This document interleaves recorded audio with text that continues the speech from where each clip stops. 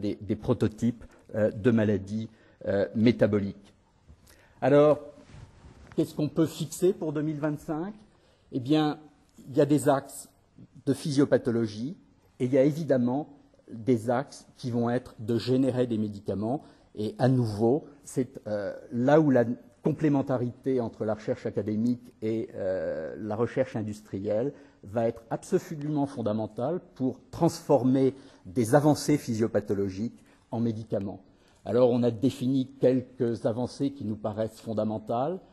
Connaître la fonction des multiples variants génétiques qui font le terrain de prédisposition aux différentes formes de diabète et surtout leur interaction avec l'environnement qui, je pense, sera la vraie clé avec des modèles qui sont aujourd'hui à inventer. Deuxièmement, générer des cellules qui sécrètent de l'insuline, éventuellement in vitro ou grâce à des médicaments qui permettraient l'expansion des cellules précurseurs directement in vivo. Et Marc Péchanski en a parlé.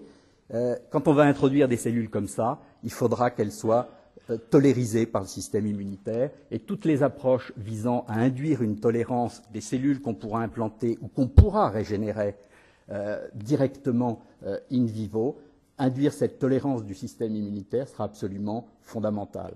On n'a absolument aucune idée aujourd'hui de quel est le vrai défaut moléculaire qui explique que face à une situation où la demande d'insuline est accrue, quelle est l'anomalie moléculaire qui fait que la cellule qui sécrète l'insuline ne peut pas suivre. Et là, c'est évidemment un champ d'investigation en termes de médicaments tout à fait considérable.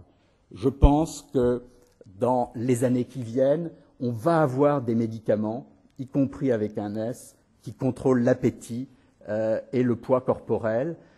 J'ai été frappé par un papier récent du Lancet qui montrait qu'un médicament, qui n'est pas encore sur le marché en France mais va bientôt l'être, permettait d'obtenir une réduction pondérale chez les sujets obèses qui représentait à peu près la moitié à 2/3 de ce qu'on peut obtenir avec la chirurgie bariatrique dans l'obésité. Alors je pense que la chirurgie bariatrique a été un excellent investissement. Il y a des cliniques à New York qui ont tout à fait proliféré sur cette chirurgie. Je pense que si on accède à des médicaments qui permettent d'obtenir une perte de poids de façon significative et presque équivalente à la chirurgie, ce sera un bouleversement thérapeutique tout à fait considérable. Et puis probablement dans le diabète, un dernier défi, c'est la prévention des complications vasculaires. On a beaucoup progressé sur ce qui est de la complication, les complications de la rétine ou du rein, mais je pense que le prochain enjeu, ça va être la prévention des complications macrovasculaires au niveau neurologique ou par exemple au niveau du foie. Mais on pourrait dessiner bien d'autres lignes et je m'arrêterai là. Merci.